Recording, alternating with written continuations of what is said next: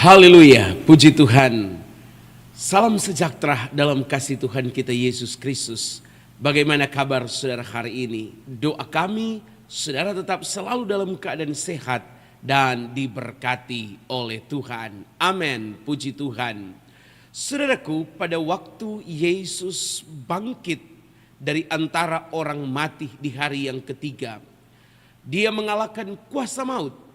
Ketika peristiwa itu terjadi, saudara-saudara, para penjaga-penjaga, prajurit-prajurit yang berjaga di kubur Yesus, mereka ketakutan dan kemudian melaporkan kejadian ini kepada para imam-imam kepala. Para imam-imam kepala tahu betul laporan mereka ini bahwa Yesus tidak ada lagi dalam kubur. Dia sudah bangkit dari antara orang mati. Adalah suatu berita yang buruk, satu berita yang berbahaya bagi orang-orang Yahudi. Sehingga mereka berunding dengan tua-tua dan kemudian mereka sepakat untuk memberikan sejumlah uang kepada para prajurit-prajurit itu. Dengan pesan, katakan bahwa pada waktu tengah malam, kamu waktu tertidur, murid-muridnya datang menculiknya, mencuri mayatnya dan kemudian membawanya pergi. Apabila para komandanmu mengetahui hal ini, mendengar hal ini, kami akan berbicara dengan mereka. Saudara-saudara, tujuan mereka ingin menghilangkan fakta bahwa para imam-imam kepala dan para tua-tua ini telah mendengar Yesus pernah berkata bahwa rombaklah bait suci ini dan dalam 3 hari aku akan membangunnya kembali. Saudara, bagi orang bodoh yang mendengar berita ini, tentu mereka tidak paham. Tetapi bagi kekristenan sangat memahami berita ini. Bahwa bait suci yang dia maksud bukanlah bangunan fisik itu, tetapi dirinya sendiri. Dan orang-orang Yahudi, para imam-imam kepala dan para tua-tua adalah orang-orang yang cerdas. Sehingga mereka mengetahui maksud dari perkataan Yesus. Hanya saja mereka tidak mempercayainya. Dan pada waktu itulah, saudara-saudara, maka mereka ingat perkataan itu dan mereka takut sehingga mereka berusaha menutupi fakta yang terjadi. Saudara, Alkitab berkata apa yang engkau sembunyikan akan dibukakan Tuhan. Apa yang kau bisikkan dalam kamar akan diteriakkan di atas suatu rumah. Apa yang engkau sedang buat untuk tidak terdengar oleh orang lain, itu akan diperdengarkan kepada semua orang. Jadi saudara-saudaraku, seberapa besar kekuatan kuasa manusia ingin menyembunyikan fakta dan bukti tentang kebangkitan Kristus, maka itu tidak akan sanggup dan tidak akan mampu. Percayalah, secepat apapun kebohongan berlari, satu waktu nanti kebenaran akan menyusulnya dan mengalahkannya. Saudara, mari ikuti bersama-sama tayangan berikut ini. Haleluya. Waktu itu saya mendapatkan fotokopian buku-buku Hamran Amri. Hamran Amri adalah seorang tokoh Muhammadiyah. Karena saya juga background Muhammadiyah, saya membaca buku itu. Awalnya saya tidak mendapat respon sama sekali. Tapi beberapa bulan kemudian, bertepatan bulan puasa, waktu itu saya sedang membaca buku-buku tentang Islam. Dan akhirnya saya sembahyang zuhur. Biasa kalau sembahyang zuhur itu biasanya jam 12 sampai jam 1, diperpanjang sampai sore menyambung sembahyang asar. Waktu itu saya dipanggil-panggil oleh teman saya, memanggil saya untuk bekerja. Tapi saya tetap di tempat ruangan berdoa. Akhirnya dia katakan, Siti. Terus saya menjawab, apaan? Saya lagi sembahyang. Pokoknya dengan bangganya walaupun itu salah. Akhirnya saya katakan, saya tetap sedang sembahyang. Lalu teman saya bilang, sembahyang kayak sudah pasti masuk surga. Saya marah sekali dan terjadi berantem dengan teman saya. 3 berantem itu, saya langsung berkata demikian. Pokoknya tidak ada nabi yang terakhir kecuali Muhammad. Tidak ada nabi yang terbesar kecuali Muhammad. Teman saya juga nyaut, kalau benar Muhammad yang terbesar, yang terakhir, kenapa tidak tertulis di Injil? Saya, kalau orang Jawa bilang ngeyel. Saya ingin membuktikan bahwa itu tertulis betul-betul memang ada di Mukadimah Al-Quran halaman 52 Departemen Agama, bahwa nubuatan atau kedatangan untuk Muhammad itu tertulis di kitab Ulangan 18 ayat 17 sampai 22. Jadi intinya Ulangan 18 ayat 15 dikatakan bahwa seorang nabi dari tengah-tengahmu, dari antara saudara-saudaramu, sama seperti aku, akan dibangkitkan oleh Tuhan Allahmu, dialah yang harus kamu dengarkan. Lebih bagus mungkin ke Alkitabnya ya, supaya lebih jelas lagi. Kita baca satu ayat saja. Ulangan 18 ayat 15%. Bahwa nubuatan ini betul untuk Muhammad. Saya bertahan betul-betul, istilahnya kata bertahan sampai mati, bahwa itu adalah nubuatan untuk Muhammad. Tetapi setelah saya dikaji ulang, seorang nabi berarti hanya satu orang nabi, tidak ada nabi alternatif. Dari tengah-tengahmu, dari antara saudara-saudaramu, sama seperti aku, artinya sama seperti Musa, sama-sama bangsa Israel, karena tidak ada nabi lain selain bangsa Israel. Lalu ingin membuktikannya, persamaan antara Musa, Yesus dengan Muhammad. Yang pertama persamaannya, Musa adalah bangsa Israel, Yesus Kristus juga bangsa Israel, sedangkan Muhammad adalah bangsa Arab, berarti tidak ada hubungannya dengan Muhammad. Yang sama dengan aku, artinya sama dengan Musa, karena ini nubuatan Musa. Ketika Musa lahir, waktu itu Fir'aun mengamuk, sehingga setiap anak laki-laki yang lahir di bawah 2 tahun harus dibunuh, sehingga waktu itu Musa dibuang ke sungai Nil. Begitu juga ketika Yesus lahir, waktu itu Herodes mengamuk, sehingga setiap anak laki-laki yang lahir di bawah 2 tahun harus dibunuh. Dan kedua pribadi ini pada masa kanak-kanaknya tidak dibesarkan dalam negerinya sendiri. Sama dengan Musa, Musa mempunyai karya membebaskan bangsa Israel dari perbudakan bangsa Mesir. Yesus Kristus mempunyai karya membebaskan manusia dari belenggu dosa. Sama dengan Musa, Musa mempunyai mujizat. Yesus Kristus atau Isa Al-Masih juga mempunyai mujizat, dan sampai hari ini Al-Quran juga masih mengakui baik Musa maupun Isa mempunyai mujizat. Kemudian Islam menyatakan bahwa Al-Quran itu adalah mujizat. Tunggu dulu. Karena ketika Muhammad di Gua Hiro, ia menerima wahyunya yang pertama, katanya di dalam surat Al-Alaq, Iqra, artinya bacalah. Muhammad menjawab, mana bikori, saya buta huruf. Tuhan alam yang maha tahu tidak mungkin salah pilih malaikat Jibril untuk menyampaikan wahyunya kepada Muhammad, sementara Muhammad tidak bisa membaca dan tidak bisa menulis. Lalu Muhammad ketika menerima wahyunya, dia pun dalam ketakutan, dalam kebimbangan dan keraguan. Lalu Muhammad pulang menceritakan kepada istrinya yang bernama Siti Hadijah, kebetulan namanya sama pula dengan aku. Siti Hadijah ingin menguatkan hati suaminya.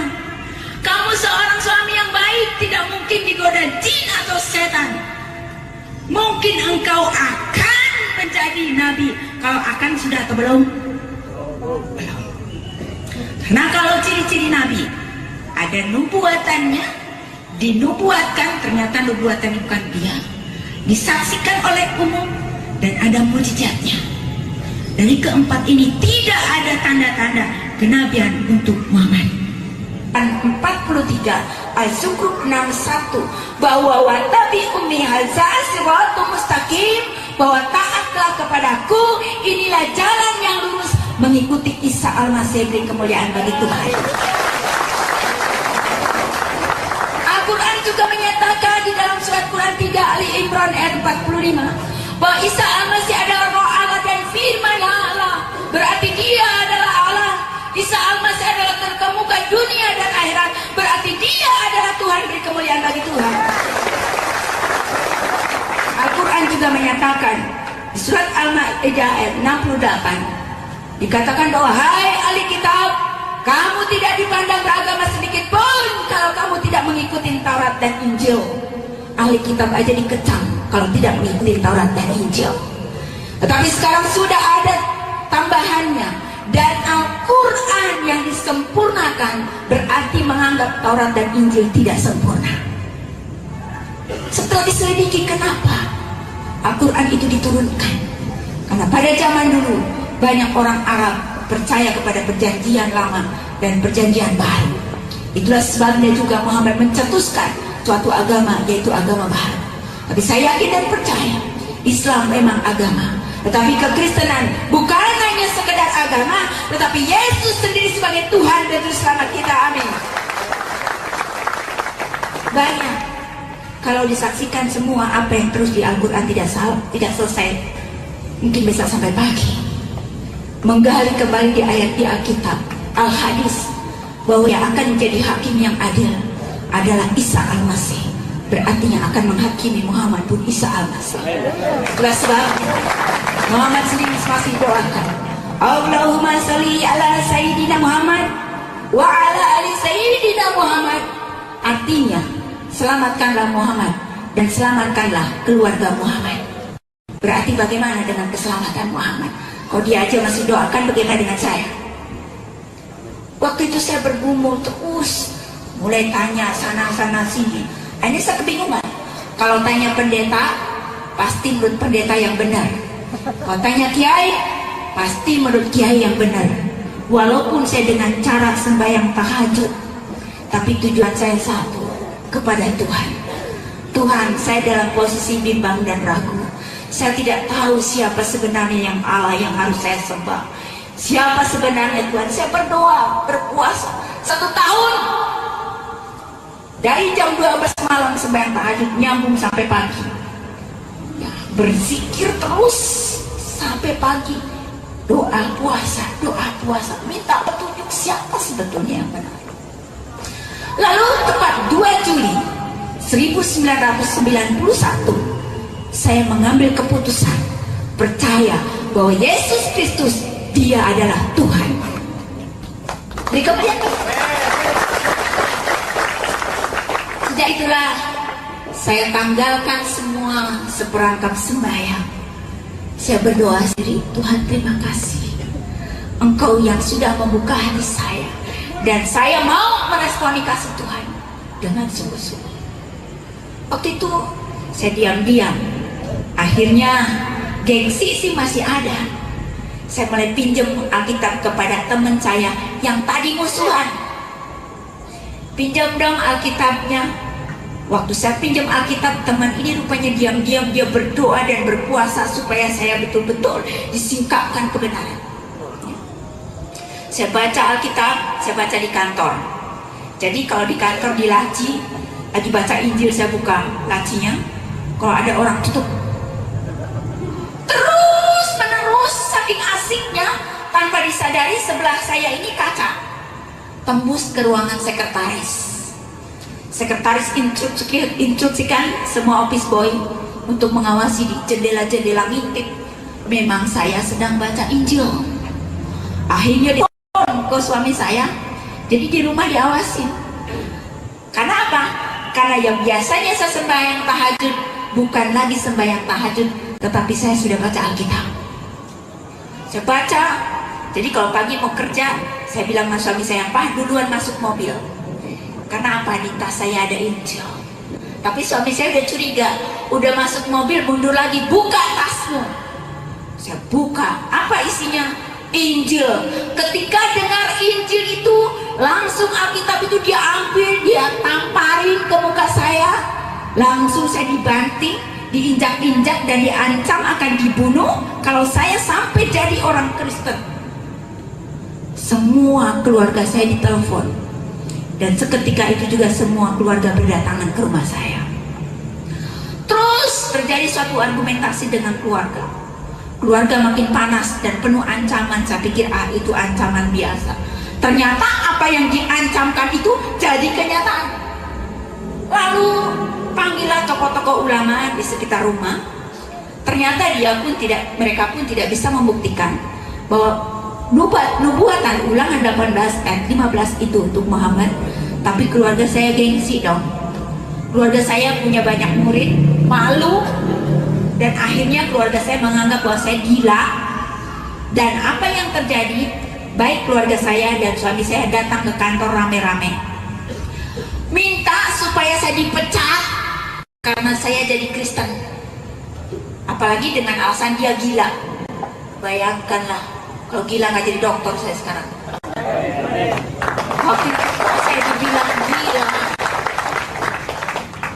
Waktu itu hanya dirumahkan, tapi saya dapat gaji karena tidak ada alasan masa jadi Kristen dipecat.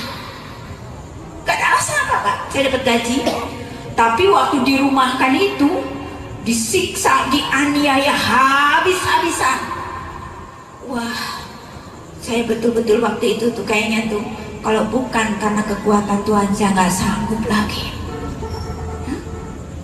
Lalu karena saya dianggap gila, dibawa ke seorang tokoh ulama yang terkenal di Jakarta, ternyata juga praktek perdukunan juga. Rumah itu rumah kosong, harus bawa persyaratan anduk baru, semua serba baru. Lalu di sana ada bak seperti ini, kayak bak baptisan. Lalu penuh dengan bunga. Karena saya dibilang gila, saya direndam di bak itu, karena jangan sampai kemasukan roh Yesus. Direndam dengan bunga. Rambut saya dulu segini, panjang sekali.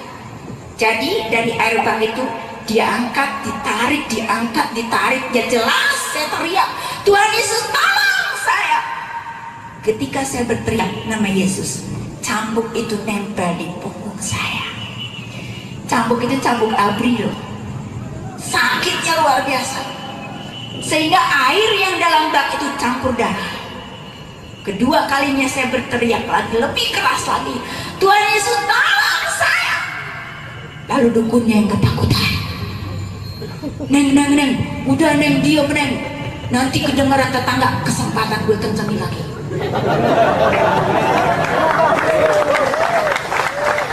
Ketiga kalinya Tuhan Yesus tolong saya. Direndam tuh diangkat.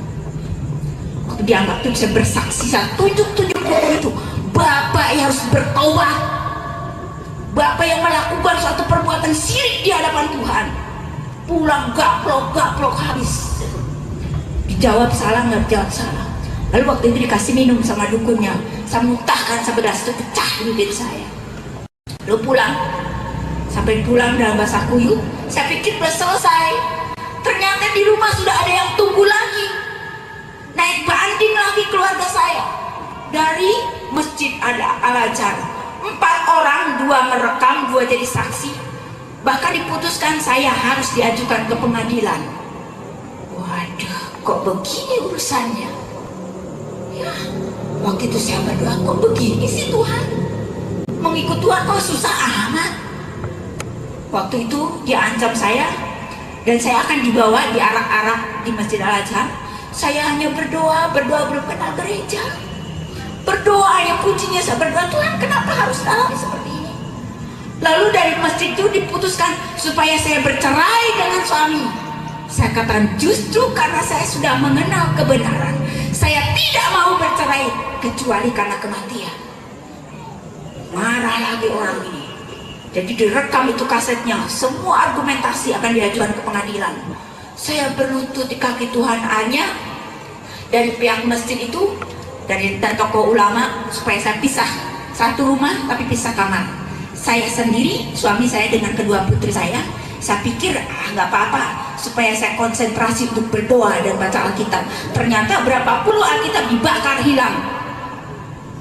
Jadi satu rumah tidak boleh, hubungan komunikasi ngobrol dengan anak pun tidak boleh, hanya pandang-pandangan aja. 3 orang pembantu pun ikut nganiaya saya, kurang ajar kalau dipikir. Gajinya minta sama saya tapi dia aniaya. Tapi Tuhan kasih kekuatan karena aku mau taat kepada Tuhan. Aku siap melakukan, menghadapi apapun duka. Waktu itu akhirnya datang dari masjid itu, saya tunggu tidak jadi. Lalu keluarga saya naik banding lagi, dikunci di kamar. Tidak dikasih makan, tidak dikasih minum, tidak dikasih apa-apa. Hanya dikasih buku tentang ketuhanan Yesus, Keluaran Kiblat Center, kalangan Kiai Haji Mundari. Isinya Antonius saja yang Kristen tidak percaya kalau Yesus Kristus itu adalah anak Allah. Setiap orang yang dipimpin oleh Roh Allah, dialah anak-anak Allah. Tetapi Antonius karena tidak mengerti kekristenan dengan benar, sehingga Antonius pindah agama yang lain. Sekarang banyak Antonius karena tidak mengerti kekristenan dengan benar, sehingga Antonius nyebrang agama yang lain. Waktu itulah saya bersyukur ada yang mengingatkan kepada saya mana yang benar dengan yang tidak. Ya, dikunci, lalu badan saya panas, kering, kurus sampai udah keluar darah di sini. Di bawah harus berhadapan dengan tokoh ulama di masjid yang besar di daerah Cempaka Putih. Hanya bawa 1 balok es batu untuk menahan panas kepala saya. Dipapah. Ingat peristiwa 16 Agustus tahun 1991 pas kalender merah, habis Jumatan lagi di sidang tokoh-tokoh ulama, saya suruh duduk di bawah.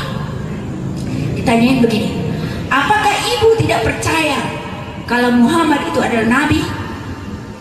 Kalau saya bilang tidak, habislah perkara. Tapi Tuhan kasih hikmat.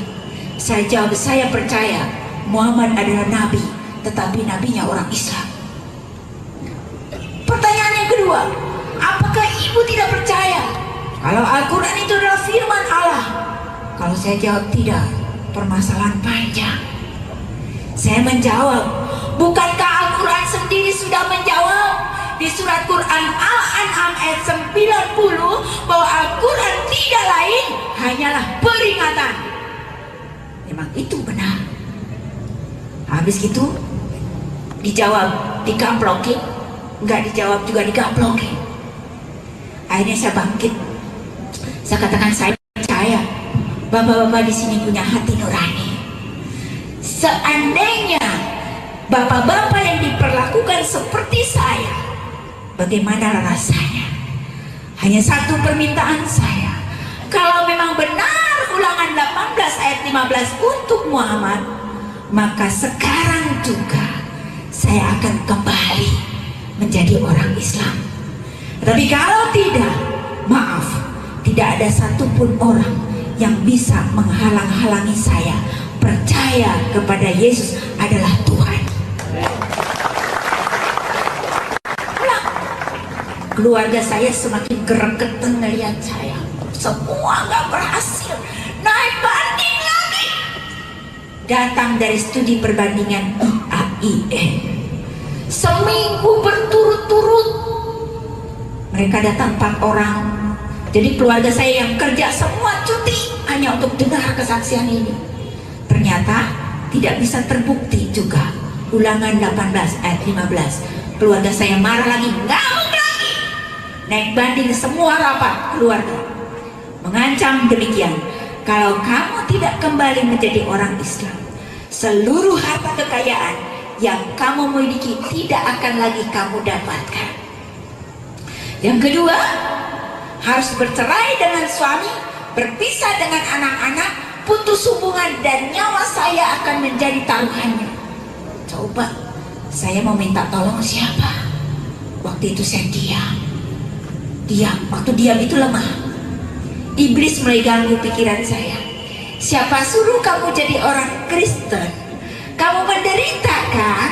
Kamu sakit kan? Coba kembali, maka semuanya akan beres. Benar juga. Bahkan kalau saya kembali, seluruh harta warisan itu akan diberikan kepada saya. Saya berdoa, saya diam. Waktu diam tuh bingung, gimana nih Tuhan saya jawab. Waktu diam itu tiba-tiba kakak saya getar. Akhirnya saya sadar. Saya minta waktu untuk berdoa. Masuk ke kamar. Saya menangis, Tuhan, apa yang harus saya jawab? Aku tidak tahu, Tuhan. Tolonglah saya. Tolonglah saya. Tuhan ingatkan kepada saya. Walaupun saya baru jadi orang Kristen, saya ingat dalam satu firman Tuhan. Bukankah Yesus lebih dahulu dicobai di padang gurun?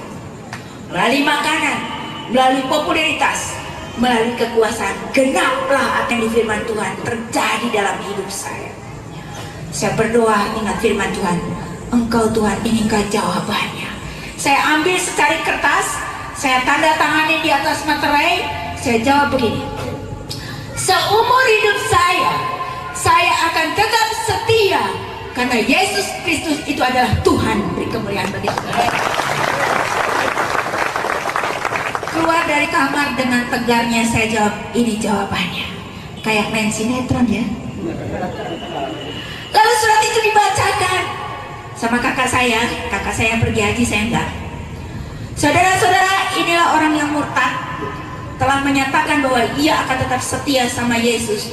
Buah diludahi ini surat pernyataan itu. Lalu dia berdiri, salam kepada saya, pikir setuju kalau saya jadi Kristen. Waktu salam ini dia tarik, dia ludahi muka saya, lalu dia banting badan saya, diinjak-injak sama kakak saya sampai kepala saya ini sebelah remuk hancur. Cincin kakak saya yang besar itu nancap di tempurung telinga saya, sampai bekasnya masih ada. Darah sudah bercucuran, ya, ditarik semua bisa bergantian aniaya saya. Dan jatuh di pangkuan ibu saya berlutut di kaki ibu saya. Saya pikir ibu saya punya belas kasihan. Saya katakan, ibu, maafkan saya tidak mungkin lagi kembali. Apa yang ibu saya katakan? Ambil gunting, gunduli anak ini dan pasungkan dia. Tidak ada lagi harapan saya. Hanya satu harapan saya. Saya berteriak kepada Tuhan Yesus.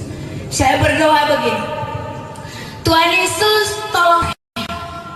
Kalau memang Engkau benar-benar Tuhan dan Juru Selamat saya secara pribadi, selamatkanlah aku Tuhan di tengah-tengah orang yang akan membinasakan aku. Sekarang juga Tuhan. Tiba-tiba telepon berdering. Dapat berita salah satu keluarga saya yang sakit di Cempaka Putih. Dia kabur entah kemana, sehingga konsentrasi penganiayaan ini semua bubar pergi. Saya percaya ini jawaban Tuhan, amin. Karena jangankan untuk mengusir sekian banyak keluarga saya, keluarga besar, satu orang untuk beranjak dari rumah saya, mereka tidak mau pergi sebelum saya kembali. Ada pernyataan saya akan balik lagi, dia tidak mau pergi. Jadi saya dijaga ketat oleh adik-adik ipar saya Muhammadiyah dan 3 pembantu. Waktu itu telepon yang kedua berdering, saya angkat. Ternyata Tuhan berikan lagi pekerjaan buat saya yang lebih baik lagi. Sehingga saya mendapatkan lagi pekerjaan di sebuah perusahaan bank Jepang. Kok dipikir kok saya bisa dapat kerjaan di sini? Sekian ratus pelamar kok saya yang dipilih Tuhan. Saya percaya ini pun jawaban Tuhan, amin. Beri kemuliaan bagi Tuhan. Tuhan dengar doa saya. Waktu itulah saya mengucap syukur, saya berlutut di kaki Tuhan. Tuhan, terima kasih Tuhan, benar Engkau adalah Tuhan dan Juru Selamat. Dan sejak itulah saya komitmen kepada Tuhan. Tuhan Yesus, besok pagi hari Minggu, sekalipun saya harus mati, saya akan melangkahkan kaki yang pertama kali ke gereja.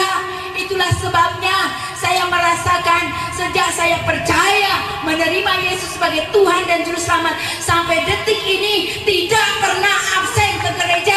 Walaupun rutinitas gereja tidak menyelamatkan, tapi orang yang bertobat, ya tidak akan meninggalkan persekutuan, amin. Beri kemuliaan bagi Tuhan. Saya sangat menghargai karena Tuhan sudah selamatkan dan membuka jalan. Malam itu saya berdoa, Tuhan, kemana saya harus pergi ke gereja? Saya akan komitmen Tuhan, saya tidak mau ada alasan untuk tidak pergi ke gereja. Saya doa, saya dengar ada katanya ada gereja yang jam 5 pagi. Jam 3 saya sudah siap-siap pakai baju. Jam 4 saya berdoa, Tuhan, jam 4 paling tidak saya harus keluar dari rumah. Setelah jam 4 dan tepat jam 4 saya cari pintu, semua terkunci. Bagaimana Tuhan, saya mau keluar.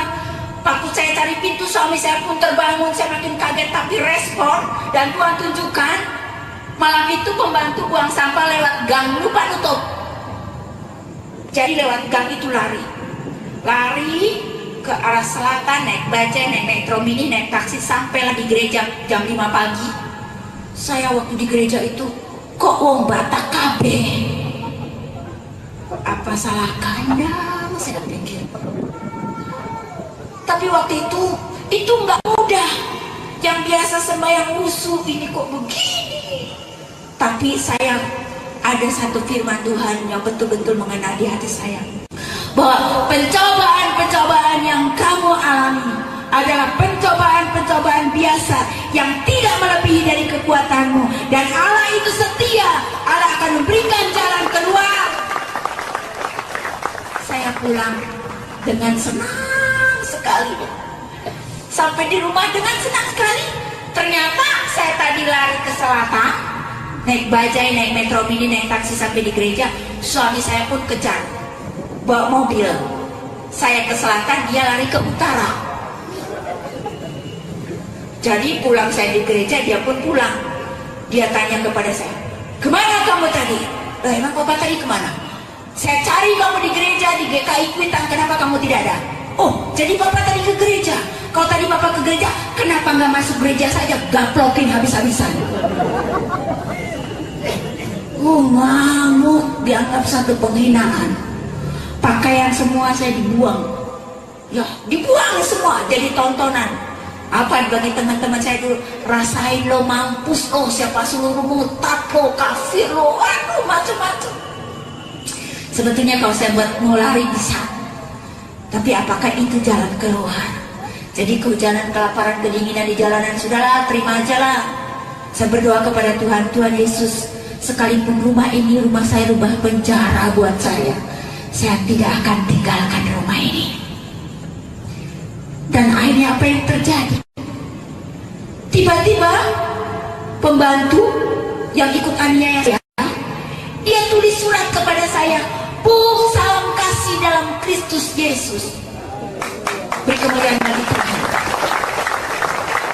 Siapa sangka lo yang ikut aniaya bikin surat seperti itu? Akhirnya saya senang sekali dan membuat saya semangat luar biasa. Akhirnya, wah, udah ada teman. Saya bilang sama pembantu saya, mulai hari ini kamu bikin kunci duplikat semua. Nurut. Bikin kunci duplikat, jadi saya tidurnya di dalam mobil. Dalam mobil itu saya merasakan benar bahwa begitu rapi Tuhan pelihara saya. Waktu tidur di mobil, ini satpam sebetulnya bersandar di mobil saya. Tapi dia nggak tahu kalau sebetulnya di dalam mobil itu ada saya. Kalau tahu, dia teriak maling, habislah digebukin. Terus akhirnya, pembantu ini selalu tolong saya. Kalau udah malam jam 12, udah pada tidur, Bu, udah pada tidur, lampu teras dimatikan. Jadi tidurnya mulai di teras, kayak menuju tanah perjanjian. Itu rumah saya. Jadi kalau saya mau masuk rumah, pintu di meja itu sudah ada air berisi gelas. Kalau saya mau masuk pintu tuh, suami saya lempar ke gelas berisi air. Tapi Tuhan baik sekali, tiba-tiba saya menoleh. Kalau nggak menoleh saya sudah buta. Begitu banyak yang dilakukan suami saya. Bagaimana caranya iblis bekerja supaya saya ini balik. Kerja keras betul-betul, iblis saya bisa tahu akhirnya bagaimana cara kerja iblis, luar biasa. Jadi akhirnya pembantu ini ketahuan. Karena pembantu ketahuan, suruh pulang. Karena dua pembantu yang ngadu. Tapi tidak membuat saya mundur. Kalau orang Jawa bilang, wis kadung aku jadi Kristen, mau apa lagi gitu. Saya dibaptis tanpa sepengetahuan saya sendiri, ya mau. Akhirnya di rumah sudah terang-terangan aja. Kalau baca Alkitab ya baca, doa ya doa. Jadi kalau berdoa itu ditamparin mukanya, mulutnya sampai keluar darah. Kalau lagi baca Alkitab ini dicambuk, dicakar-cakar badan saya sampai hancur. Dan suatu saat saya sedang baca Alkitab di meja makan. Suami saya selalu ganggu. Kalau lagi baca Alkitab macam-macam aja. Akhirnya dia bilang, "Mana kunci mobil?" Saya diam. Kedua kali, "Mana kunci mobil?" Saya tidak tahu. Yang ketiga itu, "Mana kunci mobil?" Karena saya sedang baca Alkitab, saya bilang sama suami saya, "Ini kunci yang bisa masuk surga, bukan kunci mobil yang bikin kamu celaka." Ih, digaplokin habis-habisan. Meja makan itu dibalik, dia injak-injak, dia lari, bawa mobil. 5 menit kemudian mobilnya tabrakan dan hancur. Pulang ke rumah digebukin lagi, gara-gara ada orang Kristen, rumah ini jadi sial. Orang Kristen lagi yang disalahin. Ya. Waktu itu tuh saya dikurung di kamar. Waktu saya berdoa, saya sadar pintu kamar itu digedor-gedor. Jam 12 jam doa saya, dia tahu. Saya buka, tidak ada satupun manusia yang terbangun. Entah habis gedor-gedor dia terus sembunyi lagi selimutan, saya nggak tahu. Terus pasir dan batu itu berterbangan di atas genteng. Saya lihat tidak ada hujan dan tidak angin, ada angin. Dan apa yang dilakukan suami saya? Karena tidak mempan juga, dia mulai meracuni saya lewat minuman, meracuni saya lewat makanan, lewat pakaian. Di pakaian itu ada kayak serbuk kayu banyak sekali. Begitu dibuka lemari, baunya luar biasa. Saya hanya berdoa, Tuhan Yesus tolong, dalam nama Yesus. Di bawah kasur dipasang sepasang keris kecil, saya bakar, baunya luar biasa, dalam nama Yesus. Dan akhirnya Tuhan tunjukkan di mana suami saya kirimkan kuasa-kuasa kegelapan dari berbagai macam. Dan saya yakin dan percaya. Saya waktu itu merasa lelah sampai, maaf kata, saya tidur di WC. Tapi saya yakin dan percaya bahwa roh Allah lebih besar daripada roh yang ada dalam dunia ini. Tuhan tunjukkan di mana kuasa-kuasa kegelapan diracunin. Dan apa yang terjadi? Suami saya mengekspos saya gila. Suami saya betul jadi gila. Tangannya lumpuh, tidak bisa berbuat apa-apa. Dan yang keluar dari mulutnya, maaf kata, Yesus anjing, Yesus babi, Yesus tai. Saya semakin berlutut di kaki Tuhan. Tuhan, kenapa aku jadi Kristen? Apakah aku berdosa, Tuhan? Kenapa suami saya menjadi seperti ini? Semua keluarga saya menyalahkan saya karena gara-gara kamu jadi Kristen. Dan akhirnya waktu itu suami saya dimasukkan di pondok pesantren tanpa sepengetahuan saya. Akhirnya saya bilang sama supir pribadi saya, Pak, masa saya istrinya tidak boleh tahu di mana suami saya tinggal? Hanya supir pribadi itu yang beritahu saya. Lalu saya bawa mobil sendiri, saya bawa suami saya ketemu di pondok pesantren Paul Jati Bening. Saya bawa ke rumah sakit Karoles. Sampai di rumah sakit Karoles, pikir suami saya sembuh, mau bertobat. Enggak juga, makin jadi. Betul, bahkan suami saya mengancam, kalau kamu tidak kembali, maka suami saya akan menikah dengan guru ngaji anak saya. Apa iya Tuhan? Di sini mau muter, tapi di sini tenang. Ya, sampai guru ngaji itu datang ke rumah, nggak tahu diri juga nih orang. Buka puasa sahur bersama rame-rame, apa ada yang nawarin makan buka puasa? Nggak ada.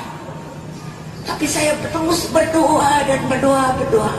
Satu ketika ponakan saya pergi haji, yaitu ratib pengucapan syukur. Malam itu kedengaran suara ngorok. Siapa? Saya nggak pernah dengar suara ngorok seperti ini. Saya intip di angin-angin. Ternyata suami saya sudah anfal. Anak saya 2 putri cuma nonton. Sudah nggak buka pintunya, buka. Anak saya nggak berani buka karena memang tidak boleh untuk komunikasi dengan saya pun tidak bisa. Jadi pintu itu saya dobrak. Saya berdoa, Tuhan Yesus tolong saya. Adik ipar dari Muhammadiyah datang serbu saya, pergi kamu, ini bukan suamimu lagi. Saya bilang, ini suami saya. Kalau kamu mau berdoa dengan saya, ayo kita berdoa. Kalau enggak, kamu berdoa sendiri. Dan apa yang terjadi? Pertolongan Tuhan tidak pernah terlambat. Datanglah seorang ibu bawa mobil menawarkan diri, mau nggak suaminya bawa ke rumah sakit dan senang hati. Itu pun bertentangan karena keluarga saya jangan sampai dibawa ke rumah sakit yang berbau Kristen. Saya bawa langsung ke rumah sakit Karoles. Peristiwa itu 15 Mei tahun 92, hari Jumat. Lalu 17 Mei 92 bertepatan dengan hari Minggu, karena saya tetap akan komitmen untuk tetap akan pergi ke gereja. Jam 3 saya sudah berdoa terus buat suami saya, dan jam 4 saya akan meninggalkan suami saya pamitan. Saya katakan, Pak, saya akan pergi ke gereja. Adik ipar saya marah, udah tahu suaminya dalam kondisi kritis seperti ini, lo mau pergi juga? Emang perempuan gak tahu diri. Tapi saya berdoa, saya pegang tangan suami saya. Waktu pegang itu gak biasanya. Dia mau pegang jabatan tangan dengan saya, biasanya nggak mau. Di rumah kalau kesentuh aja dibilang amit-amit. Ya. Tapi waktu itu kenapa? Tuhan, apa maksudnya tidak bisa lepas dengan tangan saya?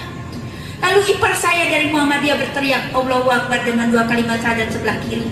Saya berteriak di telinga suami saya sebelah kanan, maukah engkau terima Tuhan Yesus?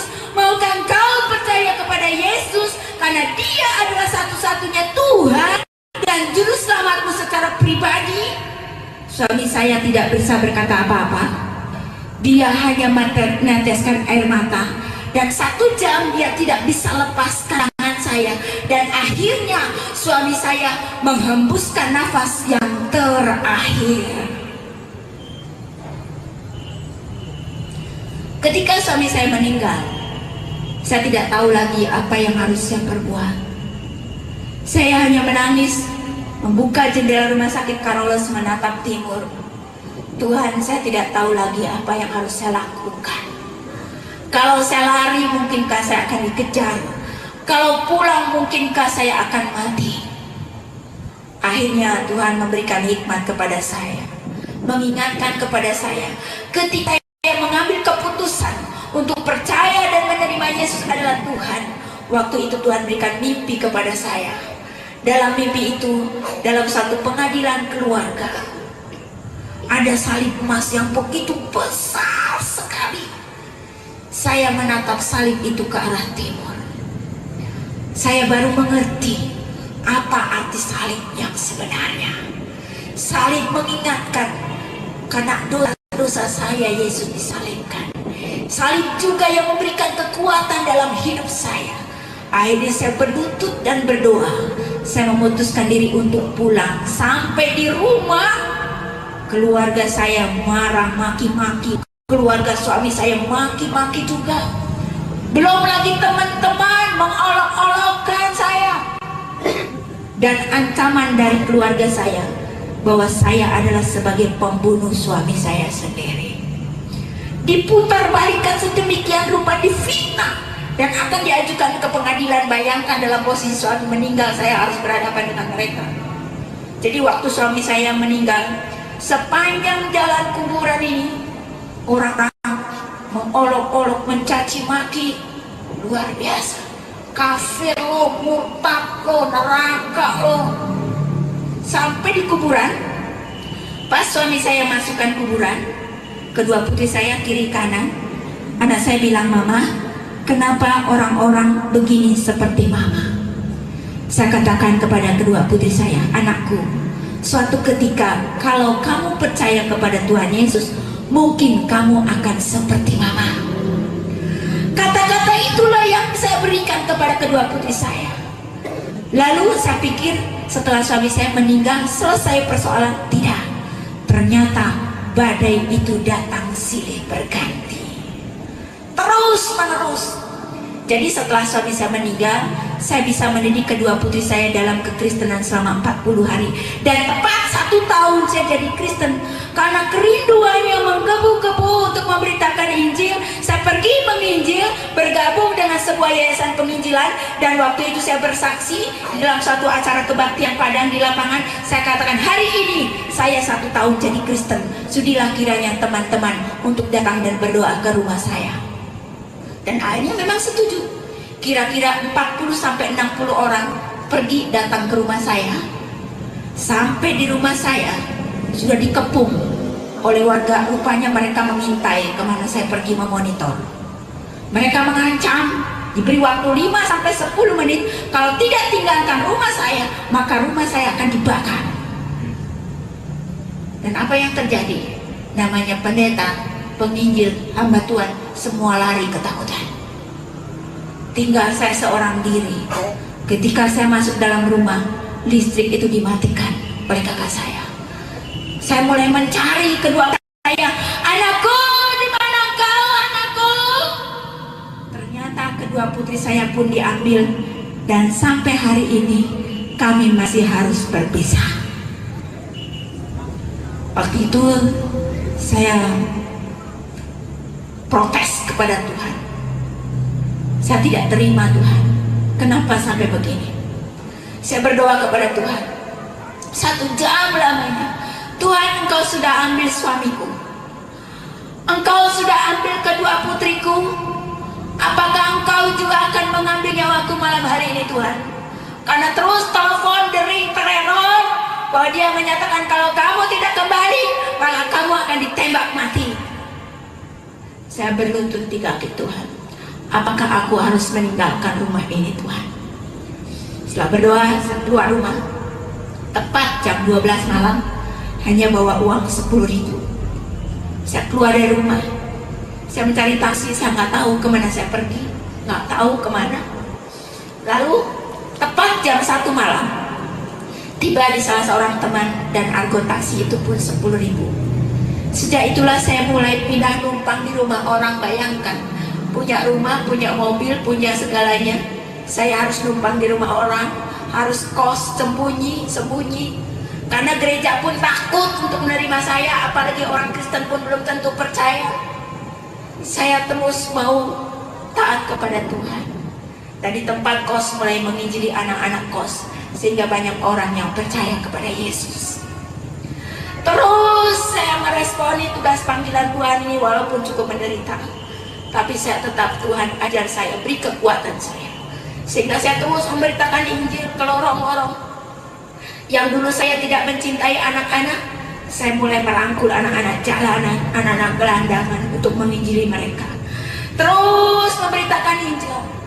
Dan akhirnya waktu itu saya bekerja lagi. Lalu sore saya mengambil sekolah teologi untuk melengkapi saya dalam pelayanan.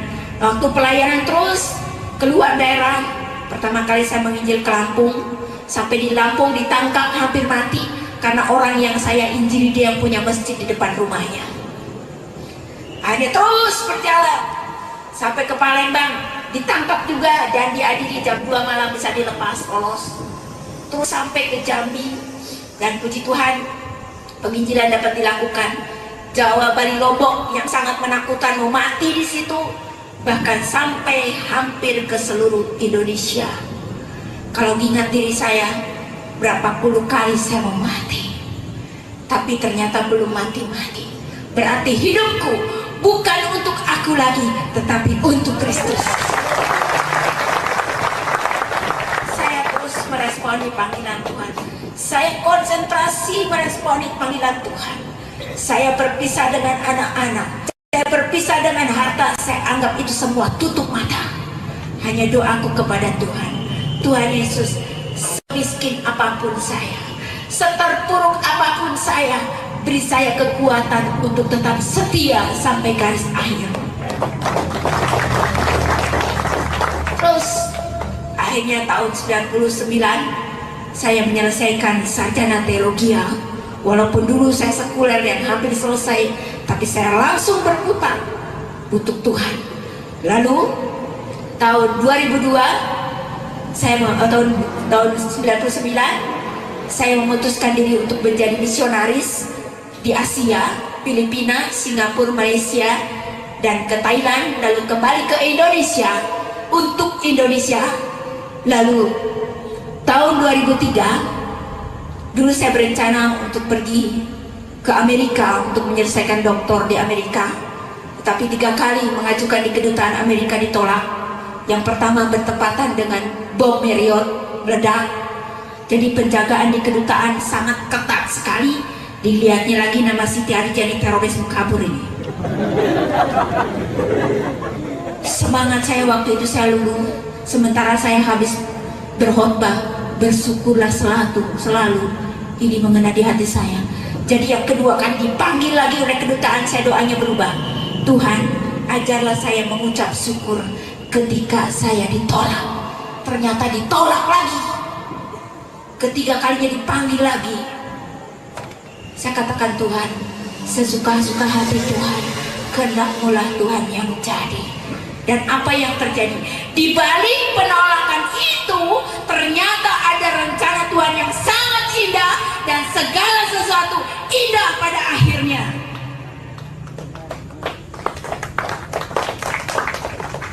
Tuhan kirim orang yang tidak pernah berjanji untuk mensponsori saya. sehingga saya dapat menyelesaikan studi sampai S3 di Indonesia. Itu yang pertama keuntungannya, di balik penolakan. Yang kedua, Tuhan izinkan bertemu dengan kedua putri saya. Beri kemudian ambil ke Tuhan. Putri saya yang pertama sudah sarjana bahasa Inggris. Putri saya yang kedua 1 semester lagi sarjana psikologi. Saya tidak pernah membiayai anak saya. Semua Tuhan pelihara dengan baik. Dan anehnya, pertemuan saya sampai sekarang dengan anak saya tuh belum diketahui oleh keluarga. Ujung-ujungnya apa? Anak saya pun sudah tiap minggu ke gereja. Belum diketahui kedua belah pihak. Luar biasa Tuhan Yesus ini. Jadi anak saya karena pintar bahasa Inggris, jadi ke gereja yang berbahasa Inggris, International English Service, luar biasa. Saya katakan, Tuhan, sungguh benar janjimu Tuhan digenapi. Tatkala saya taat dan setia, Tuhan lebih lagi setia kepada saya. Dan segala sesuatu indah pada akhirnya. Lalu di balik penolakan itu, rencana Tuhan apa yang terjadi? Tuhan izinkan dengan ibu saya. Dan saya yakin dan percaya, detik-detik terakhir ibu saya, dia terima Yesus sebagai Tuhan dan Juru Selamat. Walaupun pada akhirnya ibu saya meninggal, tapi Injil sudah diberitakan kepada ibu saya. Mungkin saudara akan bertanya, bagaimana kira-kira pertemuan dengan anak dan ibu saya?